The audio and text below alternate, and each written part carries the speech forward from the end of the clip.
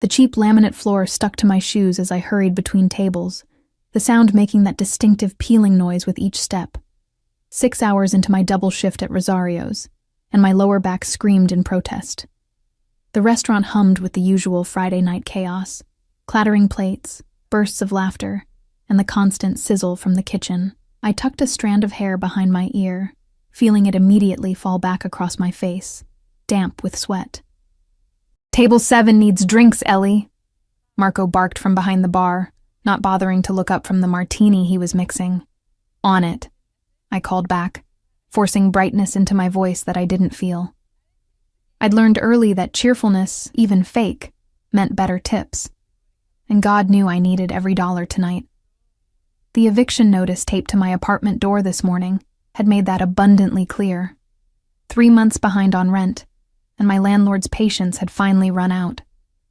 I had 72 hours to come up with $2,400 or find somewhere else to live. With my credit score and bank account both hovering near zero, the latter seemed more likely. I balanced the tray of drinks, weaving through the maze of tables. The scent of garlic and tomato sauce hung heavy in the air, mingling with perfume and cologne from the diners. My uniform, a white button-up and black slacks, was stained with splashes of various sauces despite my best efforts. The restaurant owner was too cheap to replace them more than once a year. That's when I first noticed the back corner booth. Unlike the rest of the restaurant, that section remained conspicuously empty except for 3 men.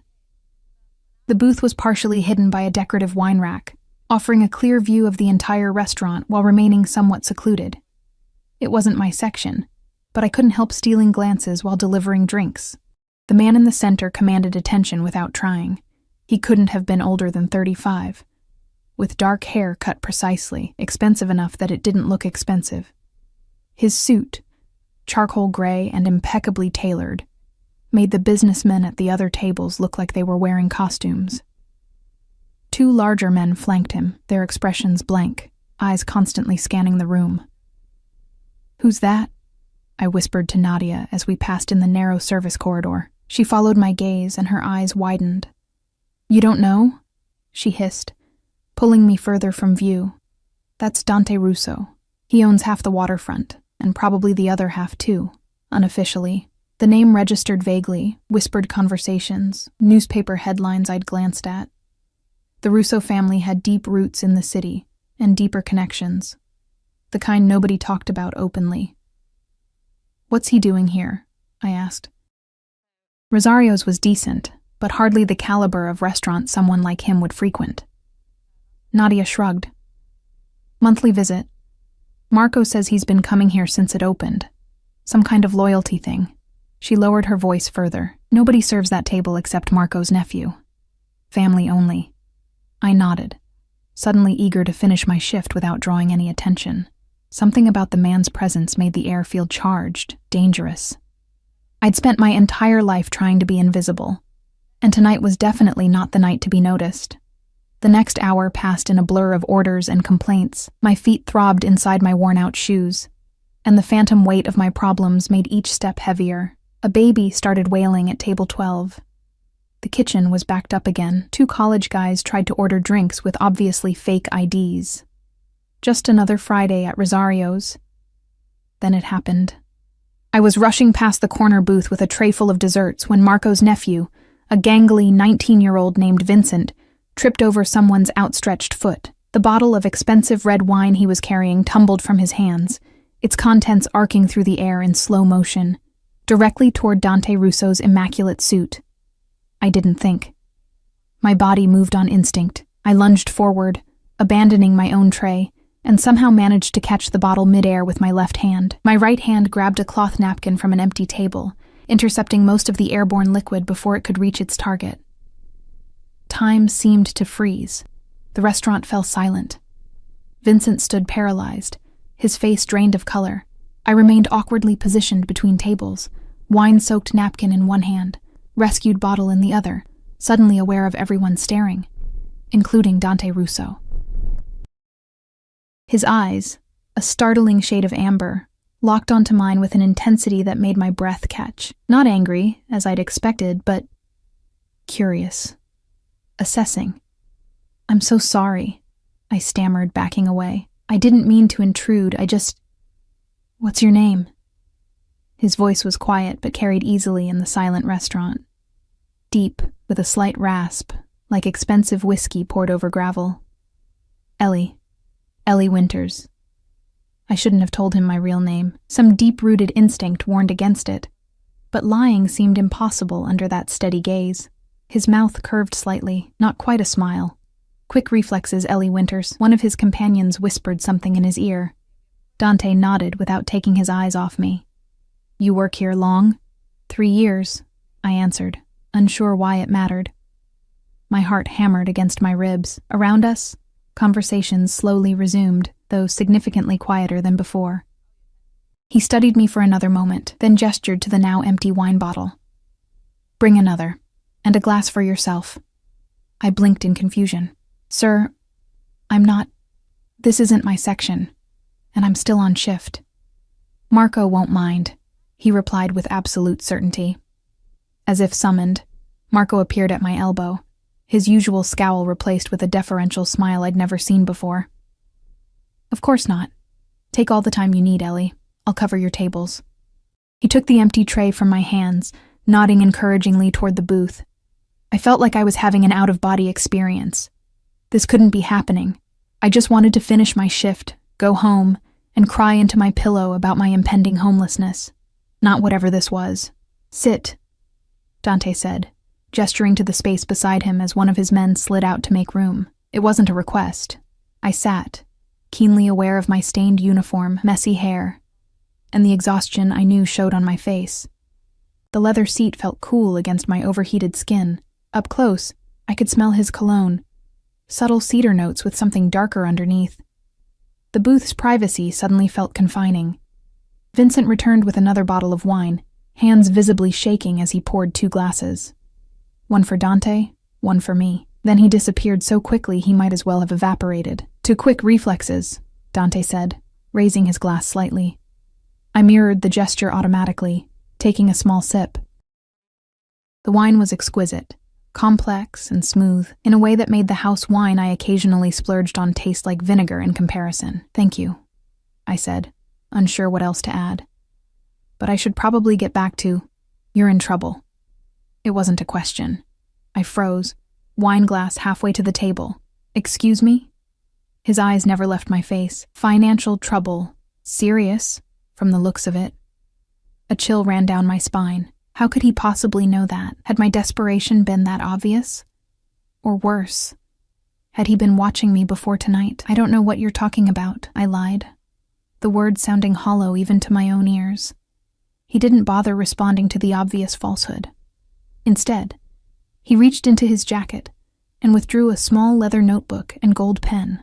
He wrote something, tore out the page, and slid it across the table. An address in the wealthy part of town, and tomorrow's date with a time, 10 a.m. What is this? I asked, not touching the paper. A job offer. He took another sip of wine, watching my reaction over the rim of his glass.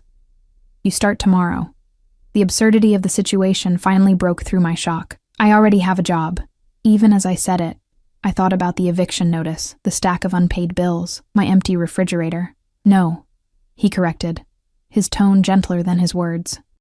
You have indentured servitude that barely keeps you fed. I'm offering a solution to your problems. You don't know anything about my problems, I said, finding a spark of defiance despite my fear. For the first time, he smiled fully. It transformed his face from intimidating to devastating. Eviction notice, 3 months behind. 72 hours to pay or vacate. Car needs transmission work. Hospital bills from last year still unpaid. Student loans in default. Did I miss anything important? My blood turned to ice. There was no way he could know all that unless... You've been investigating me, I whispered, fighting the urge to flee. Why? He leaned back, regarding me with those unnerving amber eyes. Let's call it recognition of an uncommon quality. Loyalty. Resourcefulness. Quick thinking under pressure. He gestured around the restaurant. Most people here would have let that wine hit me, then enjoyed watching the fallout. You acted without hesitation to prevent a stranger's inconvenience, at your own expense. I glanced down at my wine-stained sleeve. It would be hell to clean, and I couldn't afford a replacement. What kind of job? I finally asked, hating the tremor in my voice. Personal assistant, companion for certain social events, occasional translator when needed. He named a monthly salary that made me choke on my wine. That's ridiculous, I said, once I'd stopped coughing. Nobody pays that much for an assistant. I do. His tone brooked no argument. The position requires unique qualifications, discretion, adaptability, the ability to keep calm in unusual circumstances. His gaze intensified. You'll have an apartment in my building, a car, healthcare. And what do I have to do for all this? I asked, suspicion creeping into my voice. Nothing in my life had ever come without a terrible price. Something flashed in his eyes, amusement perhaps, or approval. Nothing illegal, nothing unethical, and nothing, he emphasized, of a sexual nature, unless you wish it. Heat flooded my cheeks. I don't. Then it won't be an issue. He finished his wine. Be at that address at 10 tomorrow. Bring whatever matters to you. Leave the rest. One of his men murmured something in Italian. Dante checked his watch and nodded. I'm afraid I have another engagement. But I look forward to our arrangement, Ellie Winters. I haven't agreed to anything, I pointed out, finding a last scrap of courage. He studied me for a long moment. You will. It wasn't arrogance in his voice, but certainty, as if he'd already seen how this would play out. Then they were gone, leaving nothing but an empty wine bottle, a generous tip, and a piece of paper with an address that promised salvation or damnation, possibly both. I sat in the booth long after they'd left, the restaurant noise rushing back around me like a tide. The logical part of my brain screamed warnings. People like me didn't get miraculous job offers from powerful men. Every instinct for self-preservation told me to burn that paper and forget tonight ever happened. But as my fingers closed around the expensive notepaper, all I could think about was the eviction notice, the mounting debts, the exhaustion of always running in place, never getting ahead. And beneath it all, the unsettling feeling that I'd already made my decision the moment I caught that falling wine. Sleep eluded me that night. I tossed and turned in my tiny studio apartment, my mind racing with possibilities and warnings. Every time I closed my eyes, I saw Dante Russo's penetrating gaze, felt the weight of his attention like a physical touch. By dawn, I'd cycled through every emotion: hope, fear, suspicion, curiosity, and landed nowhere certain. The address he'd given me led to a gleaming high-rise in the most exclusive part of downtown. Floor-to-ceiling windows reflected the morning sun, making the entire structure shimmer like a mirage. I stood on the sidewalk across the street, clutching my pathetic duffel bag containing everything I considered irreplaceable. Mostly photos, a few books, and the silver locket my grandmother had given me before she died. You're making a mistake, I whispered to myself, even as I crossed the street toward the building. The doorman, a broad-shouldered man with an earpiece barely concealed beneath his uniform, straightened as I approached. Ms. Winters, he greeted me, as if he'd been expecting me. My stomach twisted. Of course they knew I was coming. They probably had people watching my apartment to make sure I showed up. Mr. Russo is waiting for you in the penthouse, the doorman continued, opening the door with a white-gloved hand. Gregory will escort you up. Gregory turned out to be another mountain of a man in a well-tailored suit who appeared silently from an alcove in the lobby. He led me to a private elevator at the back of the marble-floored atrium, using a key card to access it. We rode in silence, the elevator climbing smoothly to the top of the building. My ears popped from the rapid ascent. Mr. Russo appreciates punctuality, Gregory finally said as the elevator slowed. It was the only acknowledgement that I existed. The doors opened directly into a foyer larger than my entire apartment. Sunlight streamed through wall-to-wall windows, illuminating a space that belonged in a design magazine. All clean lines, neutral tones, and strategic splashes of color. The view beyond the windows stole my breath. The entire city spread out below, the harbor glittering in the distance. You came. Dante's voice drew my attention away from the view. He stood in the doorway to what appeared to be a living room, dressed more casually than the previous night. Dark trousers and a crisp white shirt with the sleeves rolled to his elbows, revealing strong forearms and an expensive watch. "I'm still deciding," I countered, finding some small courage. I came to hear more details before making any commitment. Something like respect flickered in his eyes. "Fair enough." He gestured toward the living room. "Please." I followed him, trying not to gawk at my surroundings. The living room continued the theme of understated luxury, leather furniture, abstract art on the walls, a fireplace that probably cost more than 4 years of my rent. A woman in a gray dress, obviously staff of some kind, appeared with a tray of coffee. "Diana will show you to your quarters after we talk," Dante said, pouring coffee into 2 porcelain cups so delicate they looked like they might shatter if handled too roughly. "Sugar? Cream? Black is fine," I said, accepting the cup with hands I forced not to tremble. The coffee smelled incredible, rich and complex, nothing like the burnt diner sludge I was used to. He sat opposite me in a leather armchair, his movements fluid and controlled. "You have questions." I took a sip of coffee to gather my thoughts. "What exactly would I be doing as your assistant?" "Managing my schedule, accompanying me to certain business functions, overseeing household staff, occasional travel." He watched me over his cup. "Your language skills are particularly valuable." "Russian, yes, and conversational Mandarin." I nearly dropped my coffee. "How did you—" "Your academic records," he said simply, as if invading my privacy was the most natural thing in the world. "Double major in international relations and linguistics. Impressive, especially while working full-time." "Not impressive enough to get me a job in my field," I said bitterly, thinking of the countless rejections, the closed doors, their loss, my gain. He set his cup down. "You'll have healthcare, as I mentioned, a car, a clothing allowance, and the apartment on the floor below this one." "An entire apartment?" I echoed in disbelief. "You'll need to be available at odd hours." "Living in the building makes that possible." His tone made it clear this wasn't negotiable. "Your personal life remains your own, but discretion is non-negotiable. Anything you see or hear while working for me stays private." I nodded slowly, still trying to process everything. "And what happens if I want to leave?" Something darkened in his expression. Just for a moment, then it was gone. "You're not a prisoner, Ellie. You can leave any time. Though I would appreciate 2 weeks' notice, like any employer." It sounded reasonable. Too reasonable. Why me? There must be hundreds of qualified people who jump at this opportunity. Most people see money and power and think only of how to take it for themselves. His gaze was uncomfortably direct.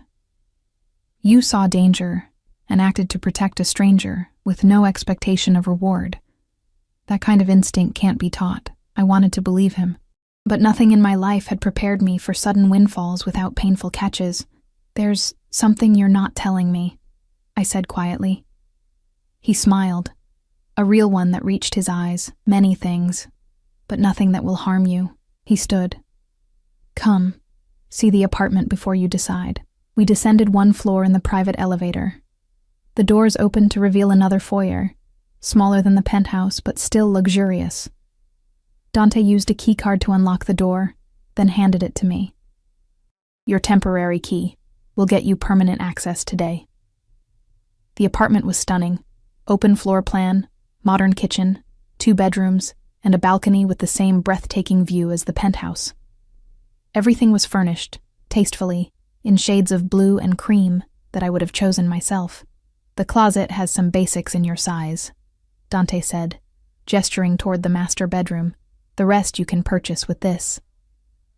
He handed me a credit card with my name embossed on it. "Your first month's salary has been deposited in your account already. The rest of your financial obligations have been addressed." I stared at the card. "You paid my debts?" "Considered it a signing bonus," he replied smoothly. "Clean slate." My fingers closed around the card. The sensation of a weight lifting from my shoulders was so intense it left me dizzy. No more eviction. No more dodging calls from debt collectors. No more choosing between electricity and food. "Why?" I whispered, emotion making my voice rough. He stepped closer, close enough that I could smell that same intoxicating cologne from last night. Because I can. His voice had dropped to match mine. Because I want to. Because some people deserve better than what life has given them. For a moment, we stood there, separated by inches and worlds. His amber eyes searched mine for something. I wasn't sure what. I should go, he said finally, stepping back. Take today to settle in. Tomorrow, be ready at 8. Diana will show you everything you need to know about the household. He moved toward the door, but paused with his hand on the handle. One last thing, Ellie. I looked up, still dazed by everything. While you're with me, you'll be safe. But that safety comes with visibility. People will notice you, talk about you. Some may approach you. His expression hardened.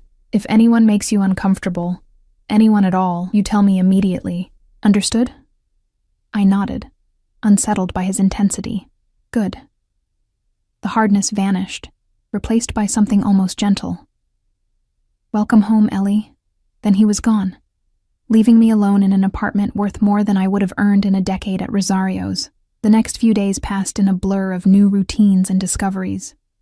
Diana, I learned, was Dante's household manager and my guide to this new world. She showed me how to use the building's security systems, introduced me to staff, and explained my duties with military precision. Mr. Russo values efficiency, she told me as we reviewed his calendar. Learn to anticipate his needs before he expresses them. How long have you worked for him? I asked, hoping for some insight. Her expression remained professional but warmed slightly. 8 years, since he took over the family business. I wanted to ask more about the family business, about Dante himself, but something in her manner discouraged personal questions. Instead, I focused on absorbing everything she taught me. By the end of the week, I had settled into a routine of sorts. Mornings began with reviewing Dante's schedule and preparing briefings on anyone he was meeting that day. Most afternoons were spent accompanying him to various appointments. Legitimate business meetings at office buildings downtown. Lunches with people who seemed important, but whose roles remained mysterious. Dante himself remained an enigma. Professional, but not cold. Demanding, but never cruel. He never raised his voice, yet everyone around him moved with the tense readiness of prey animals in a predator's territory. Everyone except me. With me, he was different. More relaxed. Sometimes even playful in a restrained way, his dry humor catching me off guard. He asked my opinions on things, books, current events, people we met, and actually listened to my answers. It was during the second week that things began to shift. We were returning from a meeting with what I gathered was a shipping executive. The conversation had involved a lot of coded language and significant looks that I pretended not to notice. As we settled into the back of his Mercedes, Dante seemed tense, his jaw tight. Problem? I asked, reviewing my notes from the meeting. Possibly. He stared out the window for a moment. What did you think of Milano?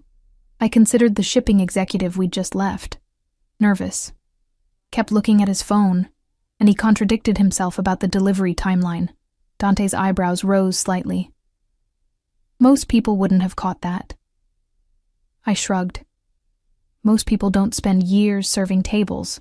You learn to read people when your tips depend on it. A small smile. What else? He wasn't afraid of you, I said, the realization crystallizing as I spoke. Everyone else is. At least a little. He was nervous, but not about you. About something else. Dante studied me with new interest. You continue to surprise me, Ellie Winters. Before I could respond, his phone rang. He answered, listened for a moment, then cursed softly in Italian. His eyes flicked to me. Change of plans, he said after ending the call. I need to make a stop. You can wait in the car. I'll come with you, I said automatically. In case you need anything. Something flashed across his face. Concern? This isn't a business meeting. I understand, I replied, though I didn't. Not really. He hesitated, then nodded once. Stay close to me. Don't wander. The driver took us to an industrial area near the docks, stopping outside a warehouse with no visible signage. Two men in dark clothing stood guard at a side entrance. They straightened as our car approached. "Wait here," Dante instructed the driver, then turned to me. "Last chance to stay in the car, Ellie." I met his gaze steadily. "I'm your assistant. I assist." His mouth quirked. "So you do." He reached into the car's compartment and removed a handgun, checking it before tucking it inside his jacket. My breath caught.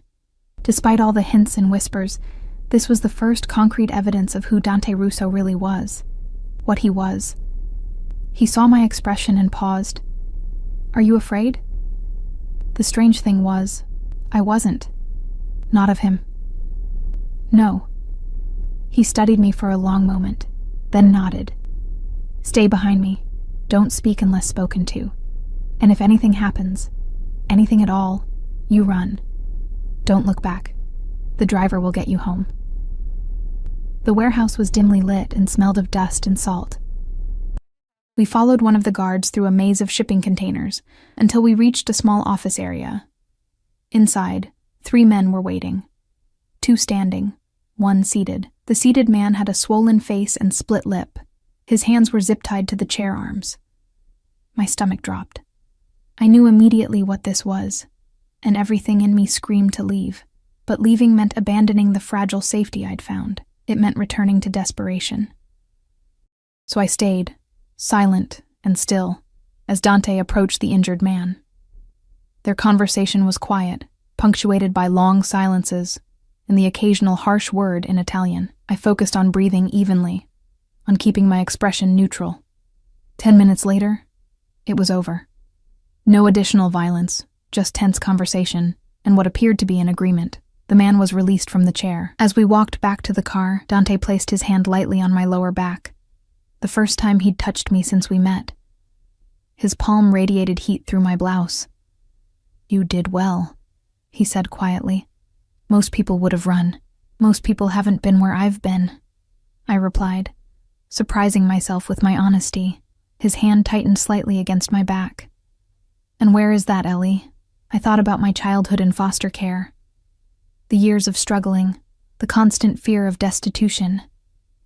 "Rock bottom, with a view of what's below it." He was silent for a long moment. "No one will hurt you again, not while you're with me." It should have sounded threatening. Instead, it felt like the most sincere promise anyone had ever made me. In the car, he sat closer than usual, his presence both comforting and overwhelming. "Ask your questions," he said, watching my profile. "I know you have them." I turned to face him fully. Who was he? Someone who forgot his obligations. Dante's voice was matter-of-fact. "He's been reminded." "Did you hurt him before I arrived?" "No, others did, on my behalf. No evasion, no justification." I nodded slowly. "Will it happen again? Will I see worse?"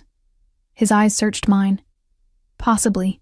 My world isn't always civilized, but I try to keep bloodshed to a minimum. Bad for business." "Is that what this is? Business?" "Everything is business, Ellie." His gaze softened fractionally.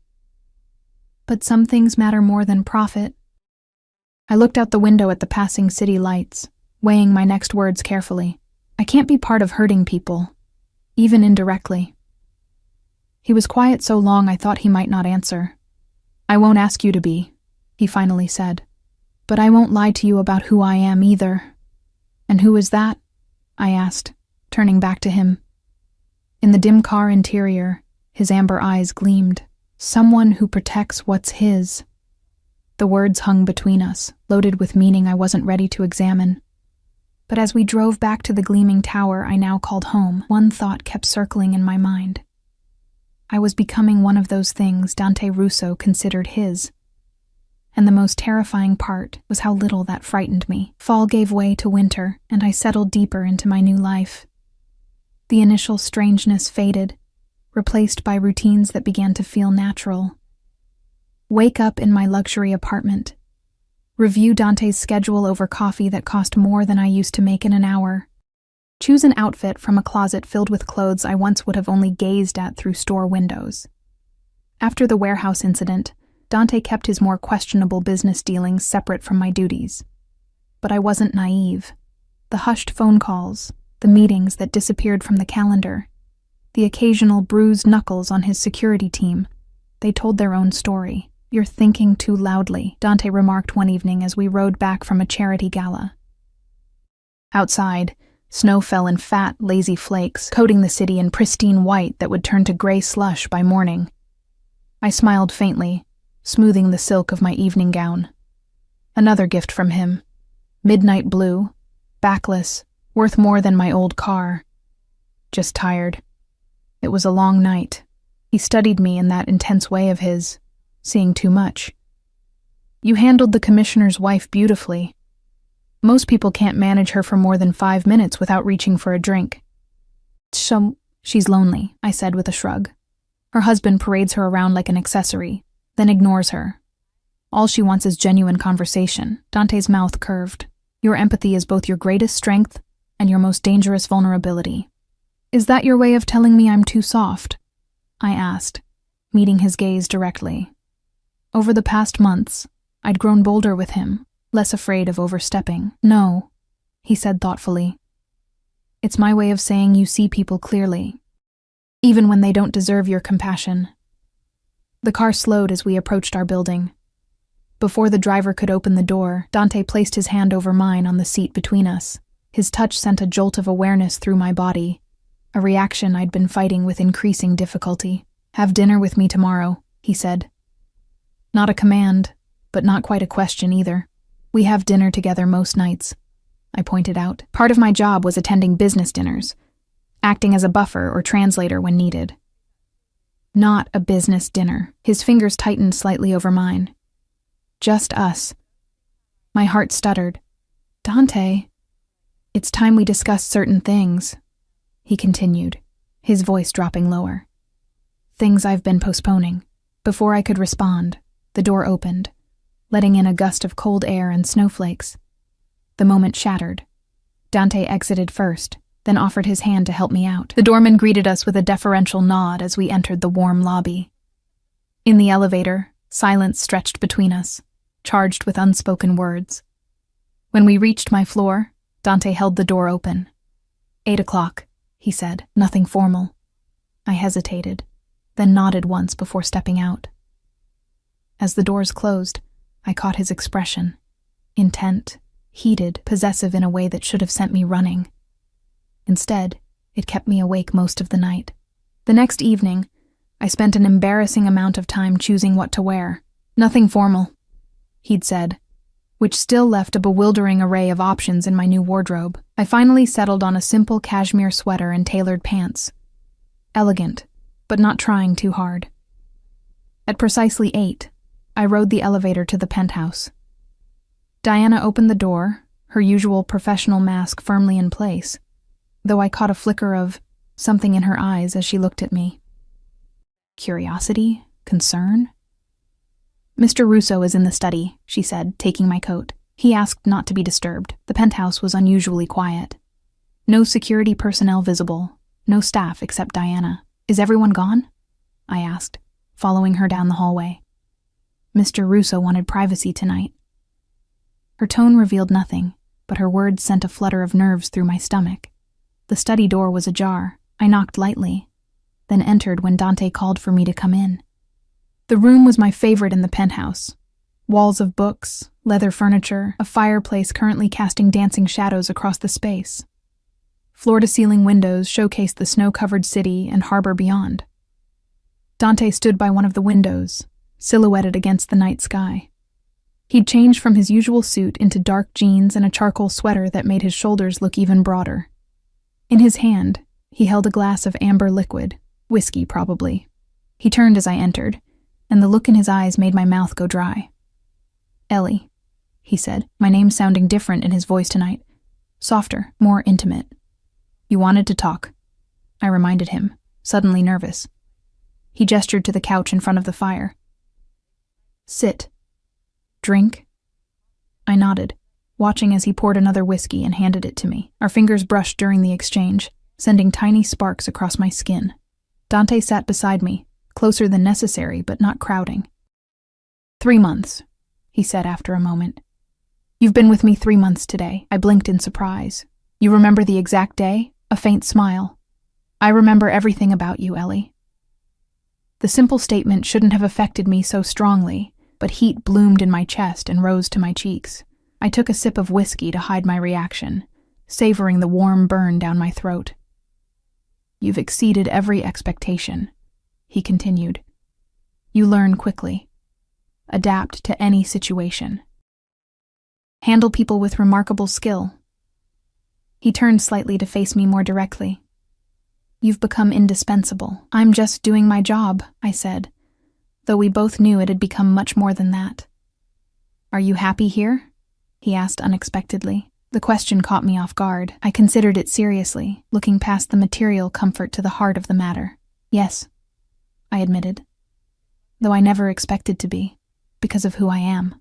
Not a question. I met his gaze steadily. Because of who I thought you'd be. Interest sharpened his features. And who did you think I'd be? Cruel, I said honestly. Cold. Someone who took pleasure in power for its own sake. And now? His voice had roughened slightly. I looked down at my glass, gathering courage. Now I know you're dangerous, but not cruel. Controlled, but not cold. I risked looking up again. You protect what's yours, just like you said. Sometimes ruthlessly, but there are lines you won't cross. Satisfaction flickered in his expression. You see me clearly. Not entirely, I countered. There are parts of your life you keep separate. To protect you. From what?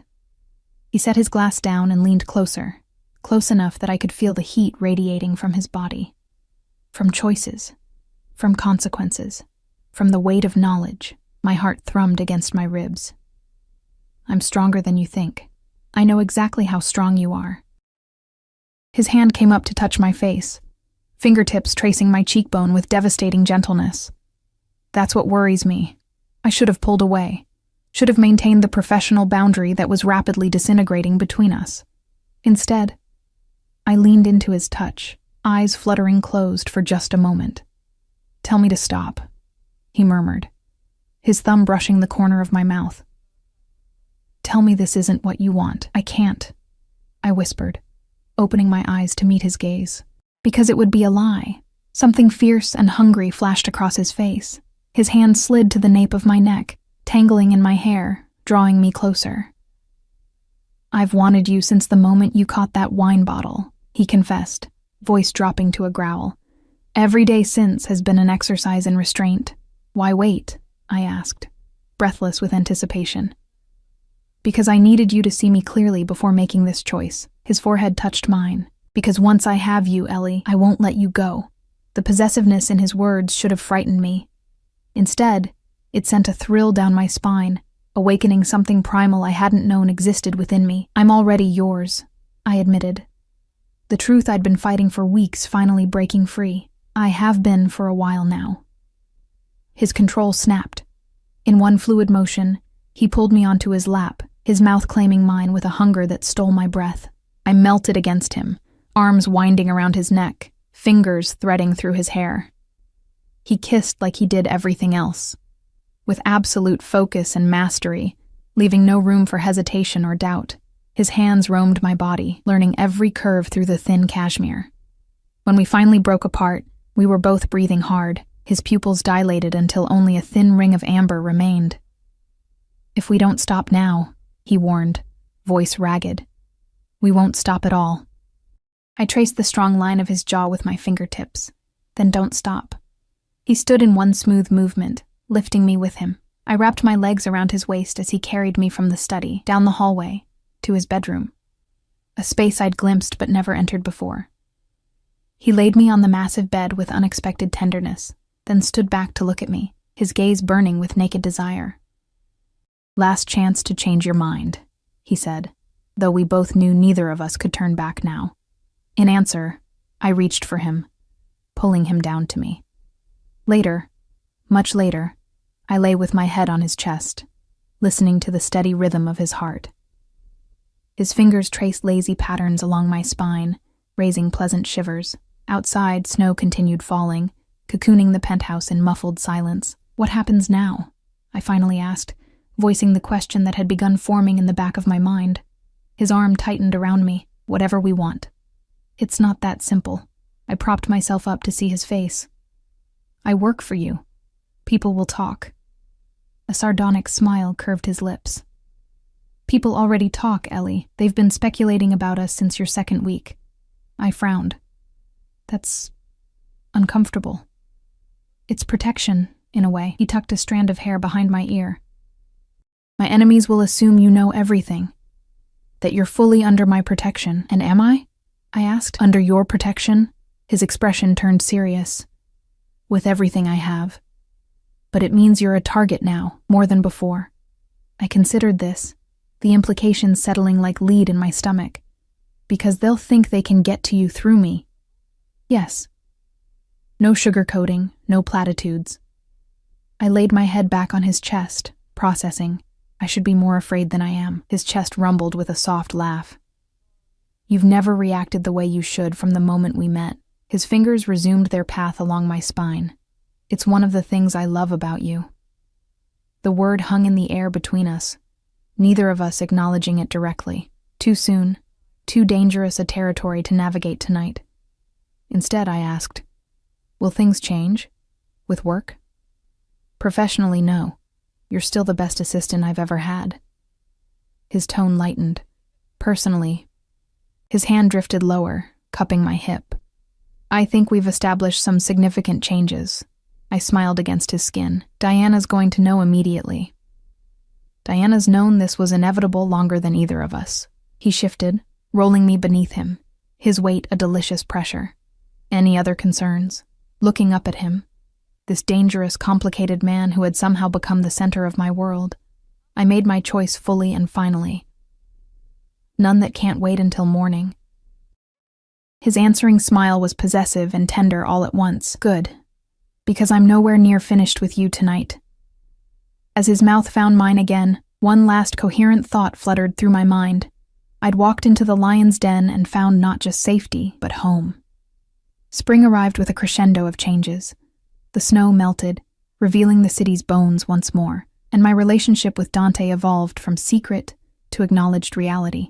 Not with announcements or declarations, but in 1,000 small ways.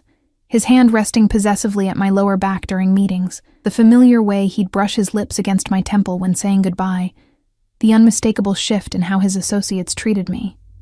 No longer just the assistant. Now, undeniably, his. I still maintained my apartment 1 floor below, but spent most nights in the penthouse. My clothes migrated upstairs piece by piece until Dante simply had a closet redesigned for me. My books appeared on his shelves, my preferred tea in his kitchen, my lotion on his bathroom counter. Small colonizations that he not only permitted, but encouraged.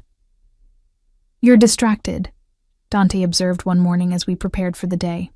He stood behind me as I put on earrings at his bathroom mirror, his reflection watching mine with that penetrating gaze that still made my heart skip. Just thinking about the Anderson meeting this afternoon, I lied, avoiding his eyes. The translation will be tricky. His hand settled on my shoulders, thumbs pressing gently into the tension I carried there. Try again, with the truth this time. I sighed, setting down the earring I'd been struggling with. It's nothing, really. He turned me to face him, one eyebrow raised in silent challenge. In the 3 months since our relationship had transformed, he'd become increasingly adept at reading my moods, my silences. A woman called yesterday, I admitted finally. While you were in your meeting with Salvatore. His expression sharpened. Who? She wouldn't say. Asked for you, then laughed when I said you were unavailable. I shrugged, trying to seem more nonchalant than I felt. Said to tell you, Valentina sends her regards. Something dangerous flickered behind his eyes, there and gone so quickly I almost missed it. His hands tightened momentarily on my shoulders before relaxing deliberately. An old acquaintance, he said, voice carefully neutral. Nothing to concern yourself with. She seemed familiar with you, I pressed, hating the insecurity creeping into my voice but unable to stop it. Very familiar. Dante's mouth curved slightly. Is that jealousy I hear, Ellie? Should it be? I countered, meeting his gaze directly. He studied me for a long moment, then brought his hand to my face, thumb brushing my cheekbone in that tender gesture I'd come to crave. No, he said simply. Valentina is from another life, before you. She means nothing. Then why did she call? A shadow crossed his face, to cause exactly this reaction, to unsettle you, to create doubt. His other hand slid to the nape of my neck, anchoring me to him. Did she succeed? I wanted to deny it, but honesty had become our currency. A little, I admitted. I know there were others before me. I'm not naive. Others, he agreed, his voice dropping lower. Not another you. He drew me closer, until I could feel his breath against my lips. There has never been anyone like you in my life, Ellie, nor will there be after. The possessive certainty in his voice sent a shiver down my spine, half apprehension, half desire. You sound very sure of that. I am. He kissed me then, slow and thorough, making his point more effectively than words ever could. When he finally pulled back, his eyes had darkened with familiar heat. Now, about that Anderson meeting. The subject of Valentina was closed. For now. The Anderson meeting went smoothly, my worries about the translation proving unfounded. Dante's Russian client seemed satisfied with the terms, and we celebrated with dinner at an exclusive restaurant overlooking the harbor. As we waited for dessert, Dante received a text that made his expression tighten momentarily, before he schooled his features back to neutrality. Problem? I asked, attuned now to the subtle shifts in his mood. Nothing urgent. He pocketed his phone and took a sip of wine. How do you feel about a trip? The abrupt change of subject caught me off guard. What kind of trip? Italy. 2 weeks. My mother's birthday is approaching, and she's been asking to meet you. I nearly choked on my wine. Your mother? You want me to meet your family? A rare flash of amusement crossed his face. Is that so surprising? We've been together for months, Ellie. I struggled to articulate the complexity of my feelings. From what you've told me about your family, they're traditional. They are. His expression grew more serious. Which is why it matters that they meet you, that they understand your place in my life. My place in his life. We'd never labeled what we were to each other. Boyfriend-girlfriend seemed absurdly inadequate, and we'd carefully avoided more serious definitions. But meeting his family, especially his formidable mother, who had maintained her position of respect in their world even after his father's death years ago, that was a statement in itself. When would we leave? I asked, heart racing with equal parts excitement and trepidation. Friday. 3 days away. We'll stay at the family estate outside Florence. I nodded slowly, imagining the ancient Tuscan villa he'd occasionally mentioned. I should practice my Italian. His smile returned, warming his amber eyes. Your Italian is already better than you let on. I've heard you speaking with Marco from security. Eavesdropping, Mr. Russo, I teased, grateful for the lighter moment. Appreciating, he corrected, reaching across the table to take my hand, always appreciating. The dessert arrived, momentarily distracting us both. As we shared the rich chocolate creation, I noticed Dante scanning the restaurant with more attention than usual. His thumb absently traced the inside of my wrist as he surveyed the other diners, a habit I'd come to recognize as a sign of underlying tension. You're worried about something, I observed quietly. His gaze snapped back to mine, a flicker of surprise crossing his face before he masked it. Just a precaution, he said, his tone casual but eyes alert. Finish your dessert. The car will be waiting. The drive home was silent, Dante working on his tablet while I gazed out at the nighttime cityscape. When we reached the penthouse, he disappeared into his study with a brief kiss and a murmured apology about business that couldn't wait. I changed and went to bed alone, unusual enough these days to leave me unsettled. Hours later, I woke to the mattress dipping as Dante slid in beside me. The clock read 2:37 a.m. I turned toward him, detecting the faint scent of his cologne mingled with something else.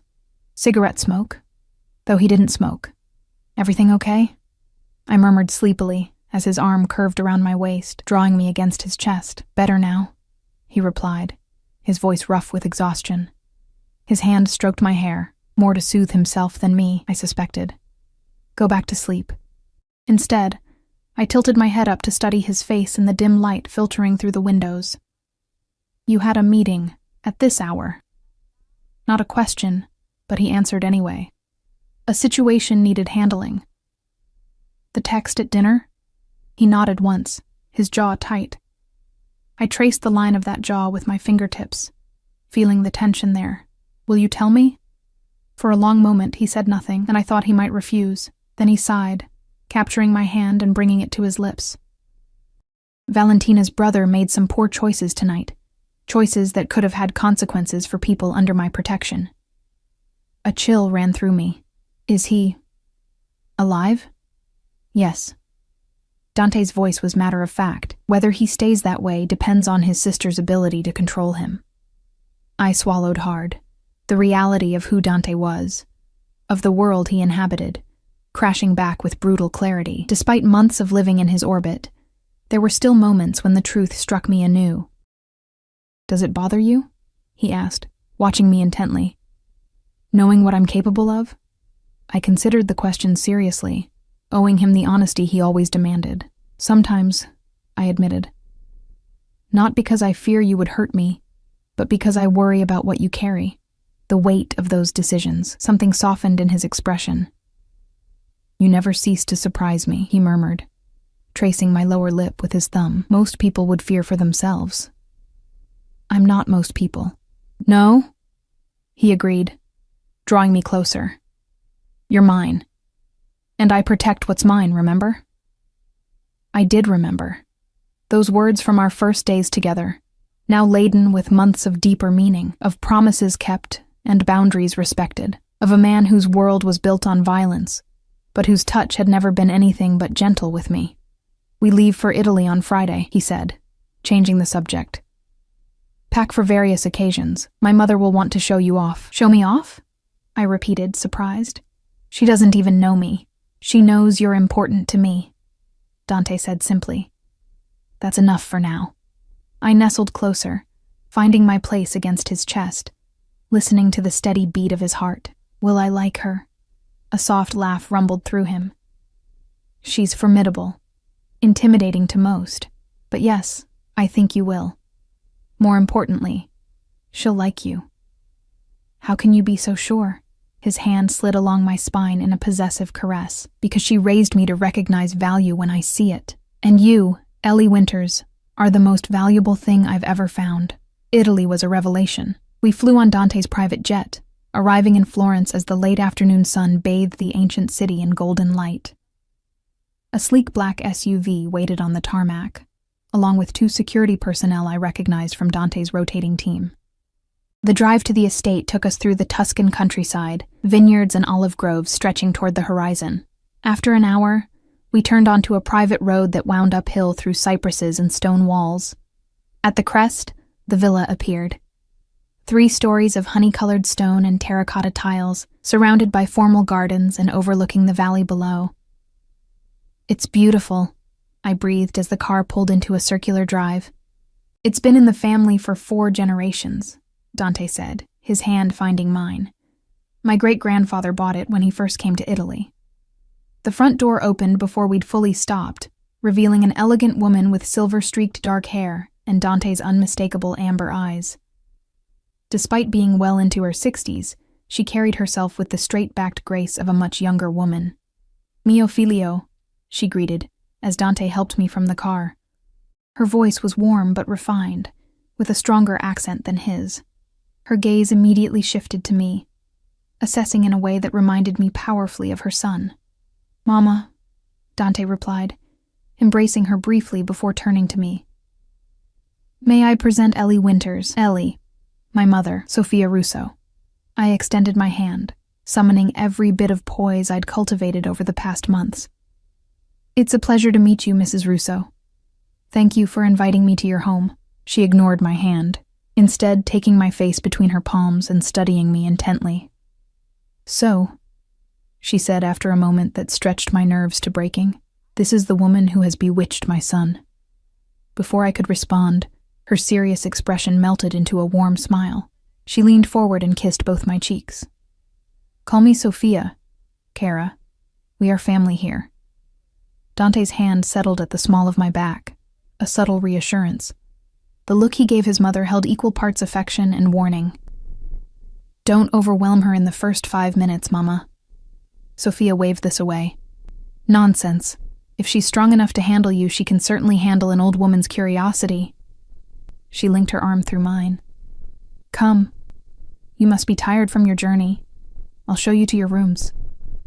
As we entered the villa's cool interior, I glanced back at Dante, who followed with an expression caught between amusement and resignation. He gave me a slight nod of encouragement. I turned back to his mother, whose arm remained linked with mine. "I've been looking forward to seeing where Dante grew up," I said truthfully. "He speaks of Italy often, but rarely of his childhood. My son has always been private," Sophia replied, leading me up a sweeping stone staircase. "Even as a boy, but he tells me you have a way of drawing him out." The subtle interrogation had begun. I recognized it for what it was, a mother's protective instinct, wrapped in graciousness and hospitality.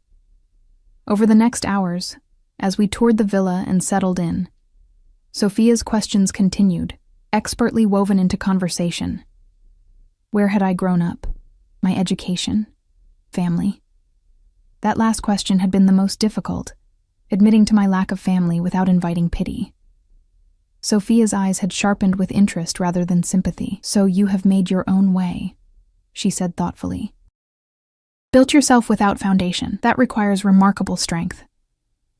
It was the first moment I felt she might genuinely approve of me. Dinner that evening was an elaborate affair, served in a dining room with frescoed ceilings and views of the countryside now silvered by moonlight. Other family members joined us. Dante's younger sister Lucia with her husband, a cousin whose name I immediately forgot, and an elderly uncle who spoke little but observed everything. I sat at Dante's right, acutely aware of being studied by every pair of eyes at the table. The conversation flowed primarily in Italian, though they switched to English whenever addressing me directly. Dante translated occasionally, his hand often finding mine under the table. "Tell me, Ellie," Lucia said during the second course, her English precise but heavily accented. "How did you and my brother meet? He is uncharacteristically vague on the details." Dante tensed beside me. I squeezed his hand reassuringly. "I was working as a waitress," I said truthfully. "Dante came into the restaurant and I made an impression." Sophia's eyebrows rose. "A waitress? How interesting." Her tone revealed nothing of whether she found this suitable or scandalous. "She saved me from wearing an excellent Barolo," Dante added, his thumb stroking the inside of my wrist. "Caught it mid-air. I've never seen reflexes like it." "Always the practical one, my son," Sophia said with a small smile, appreciating useful skills. "Among other qualities," Dante replied, his gaze meeting mine with an intensity that made me blush. Lucia laughed delightedly. "I've never seen him look at anyone that way," she told me, ignoring her brother's warning glance. "Like you've performed some miracle just by existing." "Enough, Lucia," Dante said, though without real heat. The conversation drifted to business matters, and I was grateful for the reprieve from direct attention. I observed instead, noting the dynamics between family members, the subtle shifts in Dante's demeanor. Here, surrounded by his blood, he seemed both more relaxed and more alert, a complex contradiction that fascinated me. Later, as we prepared for bed in the expansive suite we'd been given, I finally voiced the question that had been growing since our arrival. "Your mother, does she approve?" Dante paused in unbuttoning his shirt, regarding me thoughtfully. "Would it matter if she didn't?" I considered this as I removed my earrings. "To me, yes, in some ways. She's important to you." I met his gaze in the mirror. "To us? I don't know. Would it?" He crossed to stand behind me, his hands settling on my shoulders. "My mother's opinion matters to me. Her happiness matters." His eyes held mine in the reflection. "But my choice of who to love is mine alone. Love." He'd never said it directly before, though I'd felt it in 1,000 unspoken ways. My breath caught. "And I choose you, Ellie," he continued, turning me to face him. I chose you the moment you caught that wine bottle. I'll keep choosing you every day after. As his lips found mine, I realized I'd received the answer to both questions, the one I'd asked about his mother's approval, and the unspoken one about the true nature of what lay between us. Both answers were yes. The rest of our time in Italy passed like a beautiful dream, days filled with excursions to Florence and surrounding villages, private wine tastings at neighboring vineyards, and quiet moments in the villa's gardens. Evenings of elaborate family dinners, where I gradually found my voice among the Russos.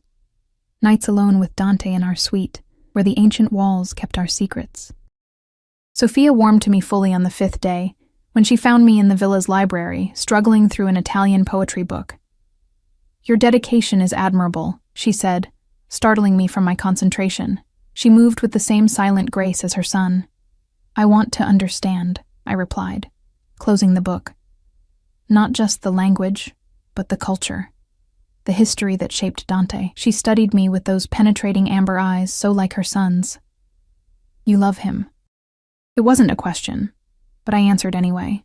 "Yes, very much. And you understand what that means? Loving a man like my son?" I met her gaze steadily. "I understand who he is, what he does." "And you accept this?"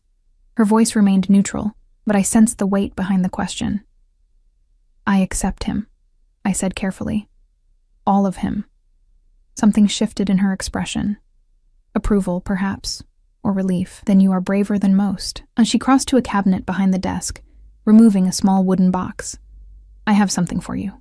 Inside the box lay a necklace, a delicate gold chain supporting a small pendant shaped like a key, inset with tiny diamonds. "It belonged to my grandmother," Sophia said, lifting it from the box. "She gave it to me when I married Dante's father. She said it was the key to survival in our world." I stood perfectly still as she moved behind me, fastening the necklace around my throat. The pendant rested cool against my skin, just below my collarbone. "I don't understand," I said, touching it gently. "Why give this to me now?" Sophia came around to face me again, her expression serious. "Because you will need it sooner than you think." She took my hands in hers. "Our family's strength has always been its women, Ellie. The men may appear to lead, but we are the foundation, the backbone." Her grip tightened. "Sometimes the conscience. Has Dante done something I should know about?" I asked, sudden unease prickling along my spine. "My son keeps many secrets," she replied. "Some to protect himself, some to protect those he loves." She released my hands. "But remember this. In our world, secrets are both weapons and shields. Know when to use them as each." With that cryptic advice, she left me standing in the library, the weight of the necklace feeling heavier than its delicate construction should allow. That night, as Dante and I lay in bed, I told him about his mother's gift. His fingers traced the key pendant, then the line of my throat beneath it. "It was her most treasured possession," he said quietly. "She's never given it to anyone, not even Lucia." "She said it was for survival," I murmured, watching his expression in the moonlight filtering through the windows. What did she mean? Dante was silent for a long moment. "My mother survived many things. My father's temper. Rivals who thought her weak after his death. Betrayals from within and without, his hand stilled against my skin. She learned to bend without breaking." "Is that what you expect of me? To bend?" His eyes found mine, intense even in the dim light. "Never. I would never want to change who you are, Ellie." He kissed me then, deep and possessive. "But our world, it changes people, whether they want it to or not." I pressed closer to him, seeking the security of his embrace. "As long as we face it together, I can handle anything." His arms tightened around me. "Together," he agreed. But something in his voice held reservation that I was too tired, too contented to question that night. We returned home to find winter's last grip finally broken, the city blooming with spring's renewal. I stepped back into our routine with fresh perspective. My relationship with Dante deepened by the time with his family. The necklace from Sophia remained around my throat, a constant reminder of acceptance and warning both. 3 days after our return, everything changed. I was reviewing Dante's schedule for the week when Diana entered my office. Not the apartment's second bedroom that I'd been using, but a proper office Dante had arranged for me in his corporate building downtown. "Mr. Russo needs you at the penthouse," she said, her usual composure slightly frayed. "Immediately." "Is something wrong?" I asked, already gathering my things. "He'll explain." She hesitated.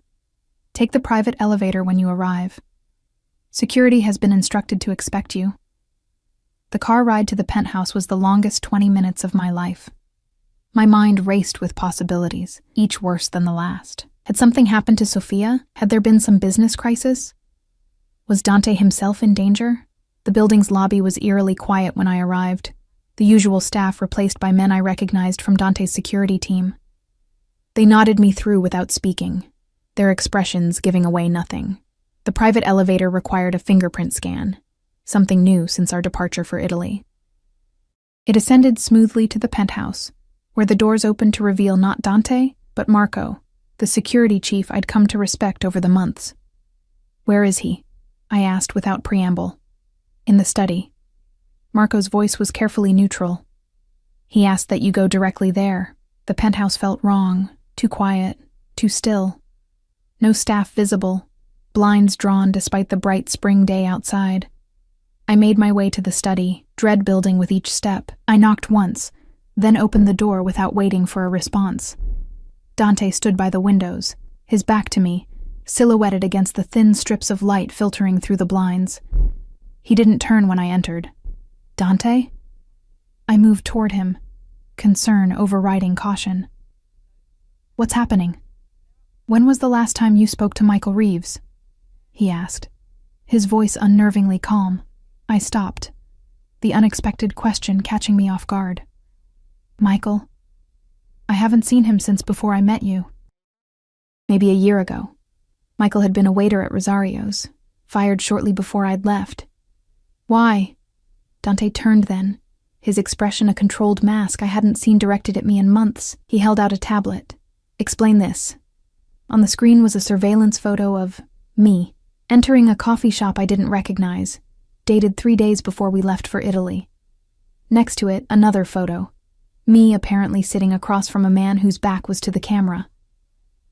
"I don't understand," I said, genuinely confused. "This isn't me. I've never been to this place. The timestamp coincides with your lunch hour that day," Dante continued, voice eerily detached. "You told me you were shopping for our trip." I stared at the photo again, disbelief giving way to understanding. "Dante, that's not me. Look closer." He took the tablet back, studying the image with narrowed eyes. "The hair's similar, and she's wearing a coat like mine," I continued. "But her build is different. She's shorter." I moved closer to him, fighting the urge to touch him when he was so clearly walled off. "Why would you think I'd lie about meeting someone?" "Because Michael Reeves isn't just your former coworker," Dante said, setting the tablet down with careful precision. "He's been working with the Moretti family, our main rivals, feeding them information for months." The floor seemed to shift beneath my feet. "That's impossible. Michael was just a waiter, like me." "No," Dante's eyes never left mine. "He was placed at Rosario's specifically to monitor my monthly visits. He's been informing for the Morettis for years." "And you think I'm... what? Working with him?" The accusation was so absurd I almost laughed, until I saw the genuine doubt in Dante's eyes. "You can't seriously believe that." "What I believe," he said carefully, "is that there are too many coincidences. Your miraculous save with the wine, your perfect suitability for the position I needed filled, your quick adaptation to my world." Each word struck like a physical blow. I took a step back, then another, shock giving way to anger. "So this was all a test? These past 6 months? Italy? Your mother's approval?" My voice broke on the last word. Something flickered in his expression. Pain, perhaps, or regret. But it was quickly subsumed by the cold calculation I'd seen him use with enemies. "I wanted to be wrong," he said quietly. "I've never wanted to be wrong about anything more in my life." "You are wrong," I insisted, my hand unconsciously rising to touch Sophia's necklace. "Call her. Call your mother. She saw something in me you apparently can't." "My mother doesn't know everything," he replied. She sees what she wants to see, a woman who makes her son happy. She doesn't see the larger game. There is no game, I cried, frustration mounting. Dante, everything between us has been real. Every moment, every word. I moved toward him again, desperate to break through whatever had poisoned his mind against me. Look at me. Really look. Do you honestly believe I could fake what's between us? For a moment, just a moment, doubt flickered in his eyes. Then his phone chimed with an incoming message. He glanced at it, and whatever vulnerability I'd glimpsed vanished instantly. You need to leave, he said, tucking the phone away. Marco will escort you to a hotel. Your things will be sent there. Just like that? Disbelief made my voice barely audible. After everything, you're throwing me away based on a mistaken photo and paranoid suspicions? It's not just the photo, he said, turning away. There's other evidence. Things I can't ignore, no matter how much I might want to. What evidence? I demanded. Show me. Let me explain. I can't risk it. He still wouldn't look at me, not with what's at stake. Realization dawned, terrible and cold. You never fully trusted me, I whispered. All this time, the parts of your life you kept separate, the secrets. You always held something back. His silence was confirmation enough. I removed the necklace, Sophia's precious gift, and placed it carefully on his desk. Whatever you think I've done, whatever evidence you think you have, you're wrong, I said, surprised by the steadiness of my voice despite the tears threatening, and someday you'll realize that. I just hope it's not too late when you do. I walked to the door, pausing with my hand on the knob. I love you, Dante Russo. God help me. I probably always will. But I won't beg for trust that should have been freely given. The study door closed behind me with a soft click that somehow sounded more final than a slam. Marco waited in the hallway, his expression carefully blank. Ms. Winters, if you'll come with me. I can see myself out, I said, straightening my shoulders despite the weight crushing my chest. Mr. Russo's instructions were clear, Marco replied, not unkindly. For your own safety. My own safety, as if I were still under Dante's protection, even as he cast me out. The irony might have made me laugh if I weren't fighting to hold myself together. I followed Marco to the elevator in silence, numb with shock and grief. As the doors closed, I caught one last glimpse of the penthouse that had become my home, the place where I'd found both sanctuary and heartbreak. The hotel has a suite ready for you, Marco said as the elevator descended.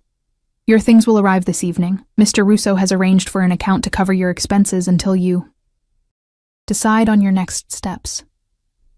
His careful phrasing told me everything.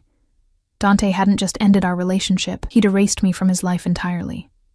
A clean break, like cauterizing a wound. How generous, I said, not bothering to hide the bitterness. Please tell Mr. Russo he can keep his blood money. I manage before him. I'll manage after. Marco shifted uncomfortably. There are complications you may not be aware of, Ms. Winters. It would be safer to accept I'm aware of the complications. I cut him off. I've lived them for 6 months, but I'd rather take my chances than remain indebted to a man who thinks so little of me. The elevator reached the lobby. 2 more security men waited, ready to escort me to the waiting car. I stepped forward, then paused, turning back to Marco. When you see him next, I said quietly, tell him one thing for me. Marco nodded once, waiting. Tell him I forgive him. The words tasted like ashes, but I meant them, not for my sake, but for his. Because that's what love is, seeing someone clearly, flaws and all, and choosing them anyway. 3 days later, back in a shabby apartment not unlike the one I'd left behind half a year ago, I received a small package. No return address, no note. Inside was Sophia's necklace, the key pendant gleaming in the dim light of my new temporary home. I put it on, fingers trembling slightly. Whatever came next, I would face it with the strength Dante had once seen in me, the strength he'd forgotten in his fear and doubt. The key rested against my skin, cool and familiar. A reminder that some doors, once closed, can still be opened again, if you have the right key and the courage to turn it.